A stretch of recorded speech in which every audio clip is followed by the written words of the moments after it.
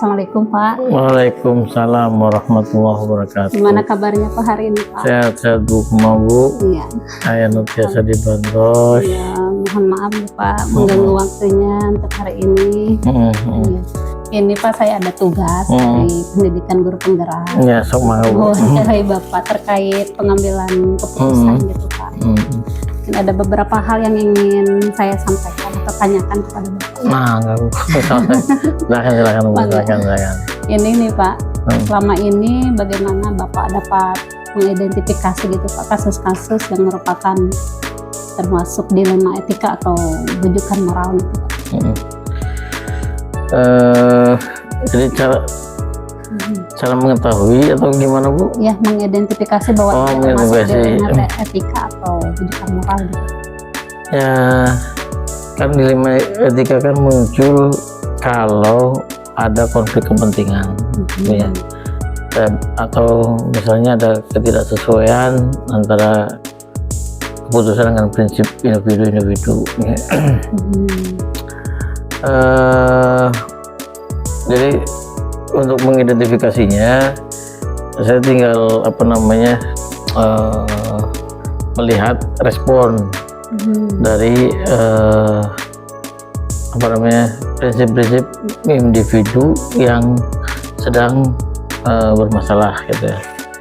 Jadi kalau usulan kita atau apa yang kita sampaikan tidak sesuai dengan respon yang bersangkutan, berarti kan ada konflik di dalamnya. Kalau tidak ada, berarti tidak masalah gitu. Jadi identifikasinya adalah melihat itu, kemudian lihat kewajiban individu tersebut dia dilaksanakan atau tidak. Biasanya kalau kewajibannya tidak dilaksanakan, berarti ada konflik. Kalau kewajibannya dilaksanakan, berarti sesuai sejalan lah, berarti tidak ada dilema etika di dalamnya. Paling gitu melihatnya. Ya, dilihatnya berdasarkan adanya konflik atau tidak ya Pak ya. Baik Pak, kalau selama ini ya Pak, bagaimana Bapak menjalankan pengambilan keputusan gitu di Bapak ya, di sekolah Bapak, terutama kasus-kasus di mana ada dua kepentingan yang sama-sama benar gitu, sama-sama benar atau sama-sama mengandung nilai kebajikan gitu. Kalau terdapat kondisi di mana ada dua pilihan keputusan yang tidak dapat diterima atau sepenuhnya tidak bisa diterima dari sudut pandang antar individu, memang langkah yang harus saya lakukan ya melihat tujuan dari organisasi. Jadi tujuan organisasi kita itu apa, kemudian yang kita perdebatkan atau yang kondisi di mana dua pilihan itu seperti mengarahnya kemana.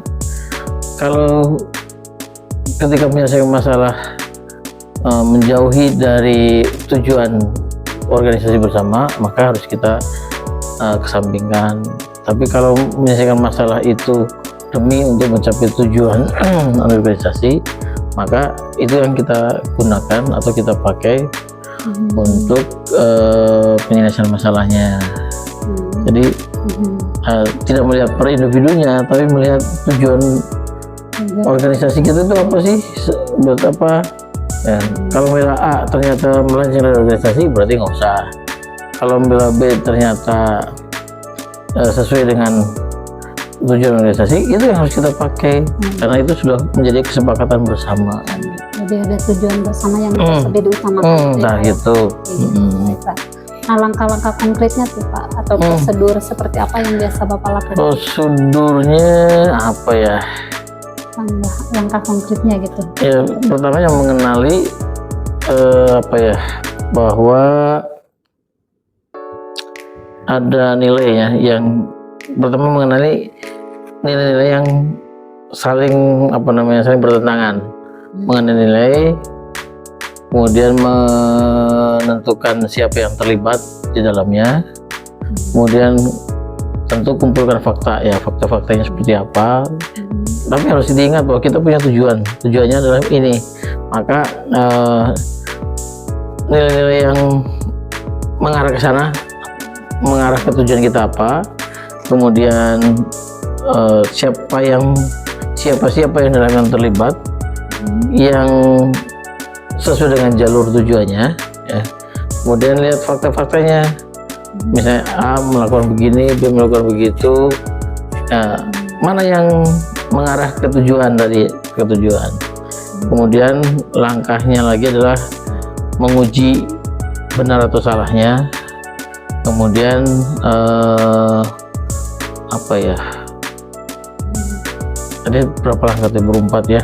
Mengenali dulu. menentukan, kemudian fakta-faktanya, terus pengujian benar salah.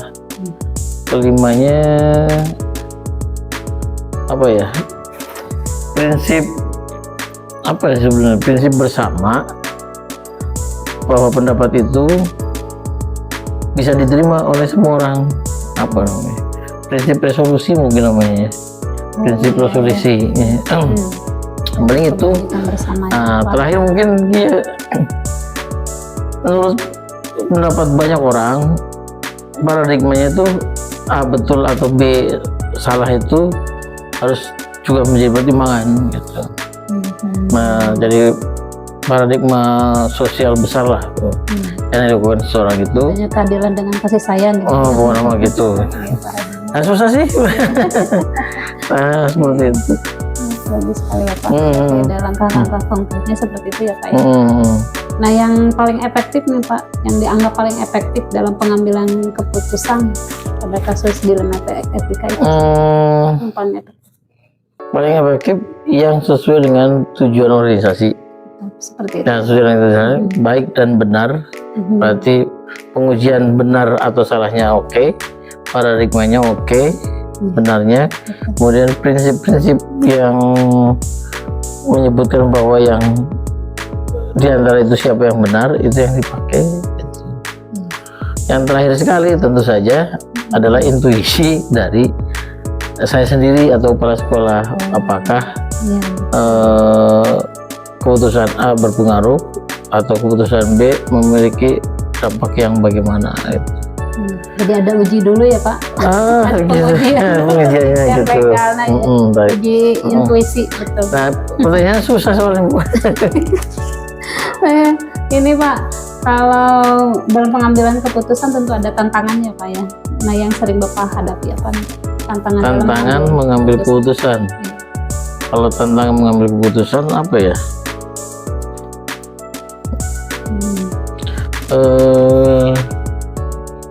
Ya pasti tantangan eksternal dan tantangan internal ya. Kalau tantangan eksternal tentu mendapatkan apa namanya kekecewaan dari orang yang mungkin tidak sesuai. Yang kedua tantangan eksternal adalah intervensi dari orang-orang yang berkepentingan atau orang-orang di luar kita yang memang memiliki kepentingan di dalam organisasi kita. Yang ketiga tantangan eksternalnya adalah kebijakan atau aturan, ya baik aturan resmi atau aturan tidak resmi yang memang berlaku dalam organisasi. Kalau tantangan internalnya adalah dalam mengambil keputusan biasanya waktu dan masalah tega tidak teganya. Waktu itu berhubungan dengan cepat atau tidaknya penyelesaian masalah. Yang kedua tadi kadang-kadang kita juga punya perasaan kalau misalnya memenangkan yang ini, yang itu gimana. Nah, itu kan tega tidak tega. Walaupun sebenarnya yang ketiga yang perlu harus kita pahami, yang paling penting adalah benar dan salah. Itu yang tadi, bahwa persepsi benar dan salahnya dan juga prinsip benar salahnya itu harus menjadi faktor utama sebenarnya dalam pengambilan keputusan gitu. Dan kalau orang mengatakan selama kita melakukan keputusan yang benar, yang tidak benar pun walaupun kecewa, dia akan berusaha untuk bisa memahami katanya begitu. Seperti ini ya Pak, dua mata uang salah. Nah Pak, dalam pengambilan keputusan ini Bapak apakah mempunyai waktu tertentu gitu Pak untuk penyelesaiannya gitu? Atau misalkan ada masalah langsung diselesaikan di tempat seperti itu? Kalau yang berhubungan dengan aturan ya, kebijakan, aturan, peraturan undang-undang ya kita selesaikan di saat itu juga ya. Tapi kalau masalah tersebut tidak berhubungan dengan peraturan perundangan dan sebagainya, lebih cenderung pada masalah-masalah tadi dilema etika dan sebagainya, kita cenderung mengumpulkan informasi dulu dari berbagai pihak gitu. Kemudian tadi kita cari persepsinya baik benarnya seperti apa, kemudian fakta di lapangannya seperti apa, baru setelah terkumpul semua itu langkah-langkah pengambilan keputusan itu baru kita ambil keputusan begitu Bu. Ini nih Pak, adakah seseorang atau faktor-faktor yang selama ini mempermudah gitu Pak pengambilan keputusan, atau siapa saja yang terlibat gitu Pak dalam pengambilan keputusan? Kalau organisasi jelas faktor yang bisa membantu dalam pengambilan keputusan adalah top manajemen atau top leader. Nah, top leader itu kan kadang kita tunjuk itu untuk memudahkan pekerjaan kita, di mana top leader atau top manajemen itu adalah ketangan panjangan kita ya. Di samping itu top leader itu kadang-kadang dia memiliki wawasan lain yang mungkin tidak dimiliki oleh leader gitu ya. Maka penting untuk meminta pendapat, masukan dari bawahan yang kita sebut dengan top leader, atau yang kedua dari atasan, tapi yang mengerti bagaimana proses masalah itu bisa terjadi seperti itu. Jadi harus jangan melakukan sendiri kalau berhubungan dengan organisasi. Itu koordinasi ya. Nah yang terakhir nih Pak, dari semua hal yang telah Bapak sampaikan tadi ya Pak, pembelajaran apa yang Bapak petik atau bisa ambil dari pengalaman pengambilan keputusan? Pelajarannya ya, kalau pengambilan keputusan sebagai pemimpin pembelajaran atau kepala sekolah lah, pemimpin satuan pembelajaran, ya kita harus pertama berpegang pada tujuan dari organisasi kita ya. Yang kedua, kita harus mampu meminimalkan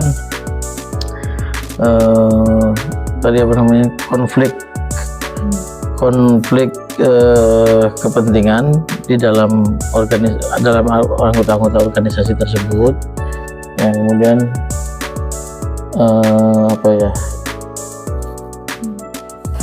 terakhir mungkin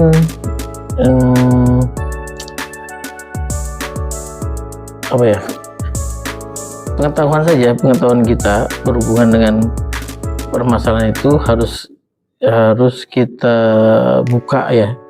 Artinya kalau ada masalah satu ya, kita buka dari sisi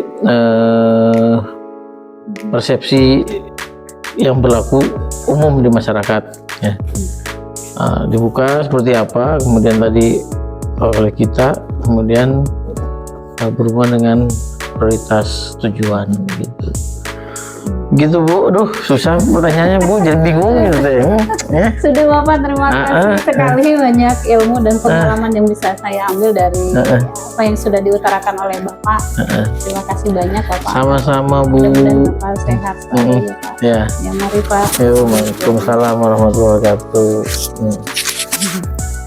Assalamualaikum Pak Haji. Waalaikumsalam warahmatullahi wabarakatuh. Bagaimana kabarnya hari ini Pak? Alhamdulillah baik Bu. Alhamdulillah. Sebaiknya gimana ya? Alhamdulillah baik Pak. Alhamdulillah. Ya, sebelumnya mungkin mohon maaf ya Pak ya mengganggu waktunya. Oh mangga ya. Ini Pak, saya ada tugas nih dari pendidikan guru penggerak untuk mewawancarai Bapak selaku pimpinan sekolah seperti itu, dan terkait tentang ini Pak pengambilan keputusan gitu. Mungkin nanti ada beberapa hal yang ingin saya tanyakan kepada Bapak. Ya. Ya baik Pak, dimulai ya Pak ya. Ya. Monggo silakan. Ini Pak, selama ini nih Pak, bagaimana Bapak dapat mengidentifikasi gitu Pak kasus-kasus yang terkait dilema etika atau bujukan moral Pak? Ya, terkait ke apa maksudnya? Dilema etika gitu Pak. Dilema etika. Ya, atau bujukan moral ya. Ya, bujukan moral. Baik, karena moral itu adalah sebuah sistem ya, yang tentunya itu harus ditinjau dari sudut pandang ya. Pertama, moral juga dilahirkan dari nilai-nilai keagamaan. Moral juga lahir dari budaya masyarakat atau kearifan. Kemudian juga moral juga merupakan sesuatu yang dibiasakan atau muawadah ya. Oleh karena itu kita harus betul-betul mengidentifikasi bahwa moral yang seperti apa yang akan kita terapkan di dalam sistem penanaman moral etika kepada anak didik kita ya. Yang pasti pada umumnya yang akan menjadi rujukan pertama adalah moral yang bersumber dari agama. Karena itu kebenarannya sangat absolut. Hanya bagaimana kita meyakinkan publik, meyakinkan umat bahwa nilai-nilai moral etik yang dicontohkan oleh agama dalam hal ini sosok Rasulullah itu betul-betul mampu diaktualisasikan dalam bentuk kearifan kita ya. Dalam bentuk kearifan kita, misalnya moral berpakaian misalnya, kita tidak melihat kearifan Arab tetapi kearifan Indonesia, tapi nilai-nilai moralnya adalah nilai moral cara berpakaian yang sopan, yang menutupi aurat menurut agama, tetapi kreativitas ya dan penghargaan terhadap budayanya di kita pakaiannya seperti apa gitu kan. Nah itu satu betul kan ya yang harus kita identifikasi. Kemudian yang kedua juga bahasa ya. Bahasa itu kan secara umum agama menyarankan bahasa yang lain gitu kan. Bahasa kaulun lain, ucapan kaulun lain, ucapan yang lembut. Juga ada kaul ma'ruf, ucapan yang baik gitu kan ya.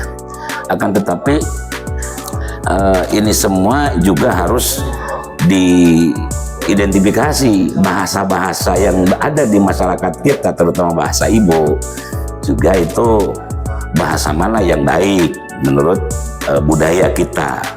Oleh karena itu bahasa baik ini akan ditunjukkan oleh budaya. Nah ini yang seringkali menjadikan masalah ya, ketika bahasa agama diterapkan tidak dikonfirmasi dengan bahasa budaya gitu kan ya, sehingga sangat sulit gitu untuk diterima oleh masyarakat atau oleh anak didik kita gitu. Nah ini salah satunya yang jadi masalah. Nah, oleh karena itu Rasul sendiri sampai memberikan pengingatan, antum a'lamu bi umuri dunyakum. Kalau sudah urusan dunianya, kami hanya memberikan moral agama seperti ini, tapi urusan dunianya kamu lebih paham. Artinya bagaimana aktualisasi moral bahasa, moral apa tadi menutup aurat, itunya misalnya cara berucap yang benar, yang baik, itu akan sangat akan sangat berhubungan dengan bagaimana kearifan kita terhadap budaya bangsa kita atau budaya masyarakat kita gitu ya. Itu yang baik, pasti ya Pak ya, dalam setiap pengambilan keputusan itu selalu ada apa yang namanya dilema gitu ya Pak. Ada, iya. Berbenturan gitu, ada kayak seperti buah si malakama gitu ya Pak ya. Oh iya. Dalam hal dilemanya sebuah keputusan itu kita memang kalau berpegang kepada dasar-dasarnya, dasar-dasar yang menjadi pijakan kita, apalagi misalnya tentang moralnya,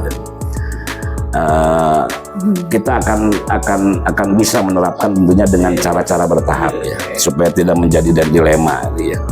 Identifikasi inilah yang dibutuhkan, misalnya yang penting siswa bagaimana berbahasa yang jujur sejak dulu misalnya. Itu jangan dulu dipaksakan, misalnya sopannya atau bahasa kasarnya itu nanti dulu misalnya. Nah, kedua, bagaimana kita berangsur-angsur berusaha memperbaiki ucapan-ucapan siswa agar tidak banyak kebun binatangnya misalnya.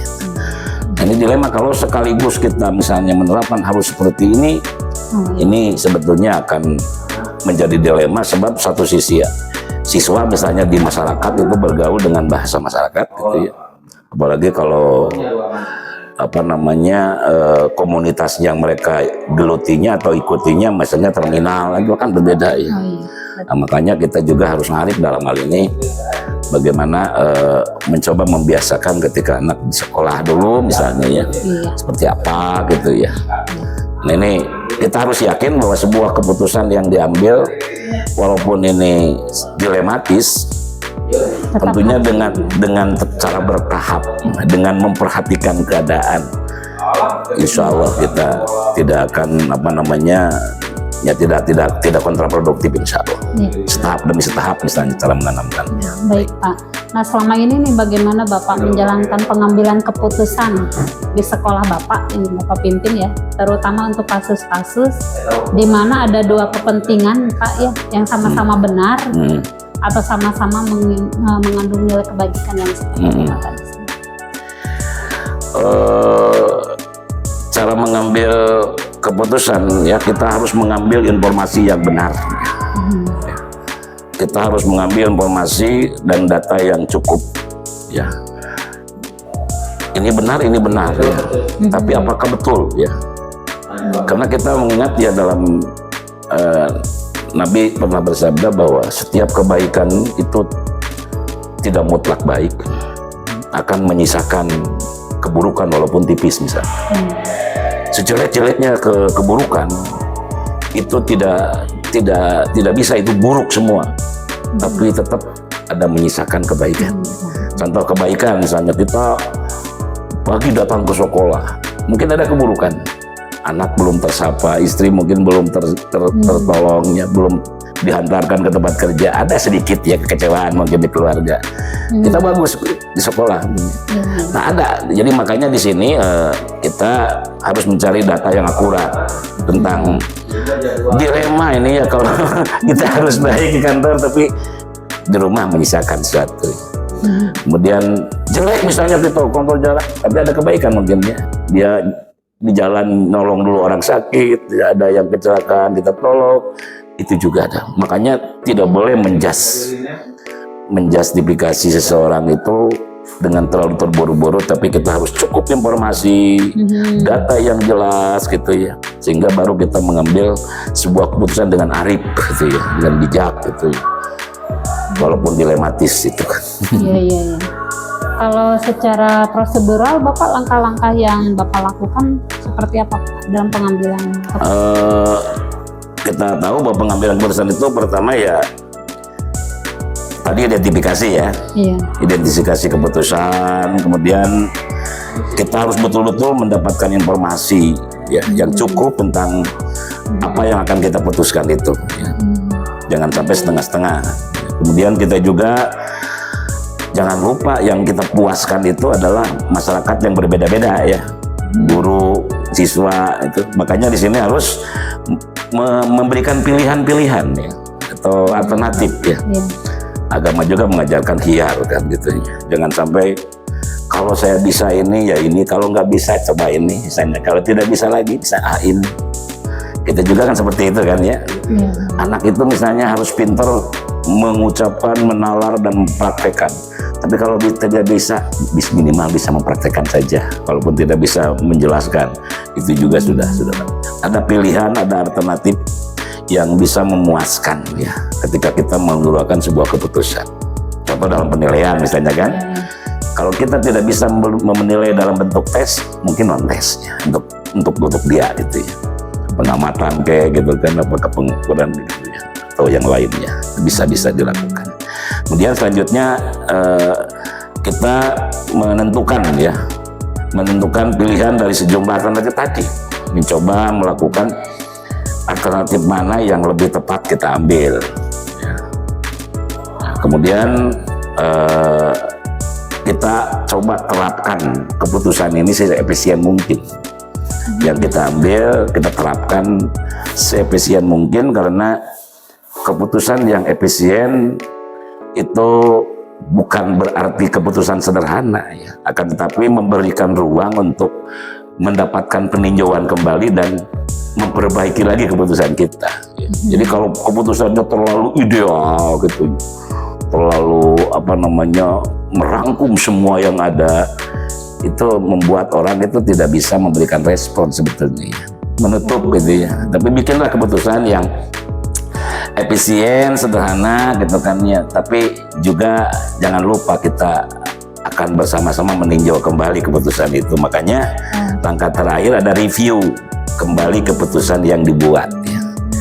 Biasanya dalam sebuah keputusan, dalam undang-undang misalnya ada sosialisasi ya, sebelum diterapkan. Semuanya sudah paham gak ini apa yang akan kita putuskan ini? Sosialisasikan dulu, jangan dulu kita nilai ya, jangan dulu kita ambil sebuah kesimpulan, jangan. Sosialisasikan.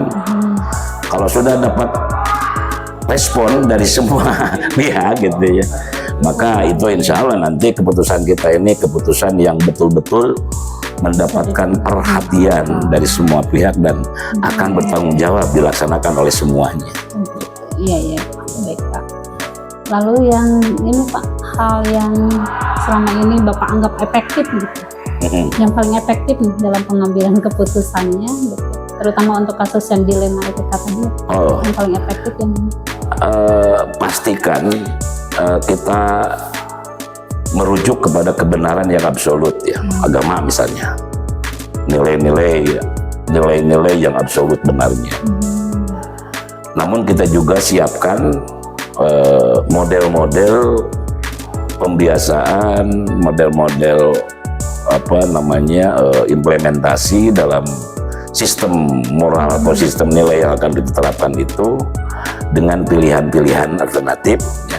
Tentunya dengan cara yang bisa dilakukan semua, baru nanti ada yang bisa dilakukan oleh kelompok tertentu misalnya ya. Jadi anu penting bisa semua salam misalnya, nggak boleh marah, semuanya itu mah bisa gitu. Tapi untuk bisa misalnya mengungkapkan bahasa yang indah, bahasa yang baik, sopan, atau tindakan yang lebih lagi misalnya ya, itu nanti diurut ya misalnya. Mereka nanti akan dikenakan reward kan ya. Bagi mereka yang sudah melampaui nilai yang kita terapkan, kita berikan reward. Jangan sampai lah saya dengan mereka sama-sama nggak ada bedanya kok nilainya, kan nggak boleh gitu. Kita harus berikan penghargaan, reward, karena mereka yang telah berusaha melakukan kebaikan itu kita berguru kepada Allah lah gitu ya. Semakin orang Allah itu akan selalu membalas sesuai dengan apa yang dilakukan. Nah itu efektif gitu. Bagus sekali Bapak. Nah ini Pak, kalau Bapak pasti ya menemukan tantangan dalam setiap pengambilan keputusan ya Pak ya. Nah, hal apa saja kira-kira? Pertama yang pasti itu semua orang berbeda. Berbeda cara pandang, apalagi yang paling repot berbeda keinginan ya. Sudah pasti itu, makanya ya, itu yang membuat kita menjadi tantangan adalah bagaimana menyederhanakan ya. Menyederhanakan tentunya dengan awal identifikasi tadi ya, menyederhanakan keinginan semua orang ya. Misalnya pada intinya ini juga ini keinginannya. Yang kedua yang harus diperhatikan adalah kepentingan yang menjadi dasar ya. Semuanya yang penting makan dulu kan misalnya, contoh dasar itu mah, baru nanti kalau sudah berpakaian jenis apa itu kan akan bertingkat ya. Sederhanakan dulu yang agar kita tidak terlalu berat gitu. Apa yang pada umumnya mereka bisa gitu kan ya. Apa yang menjadi kebutuhan mereka pada umumnya, baru kita meningkat kepada hal yang lebih ideal, apalagi menjadi super ideal baru kan gitu. itu baru akan efektif gitu. Contoh misalnya guru enak yang hiburan, coba kan bisa kesarean naon. Nah di sini kan seperti misalnya kita coba di SMK 2 mah ada pagi-pagi, yang penting senam bareng misalnya gitu, itu semua bisa kan gitu. Kalau harus piknik kemana, harus touring, itu kan pilihan mereka yang bisa kan gitu. Ini saya kira tidak akan terjadi masalah kalau memang kita mencoba dari hal yang semuanya bisa, semuanya mampu, semuanya mau gitu kan dulu itu ya. Oke. Jadi menyederhanakan dulu. Tuh. Baik Pak.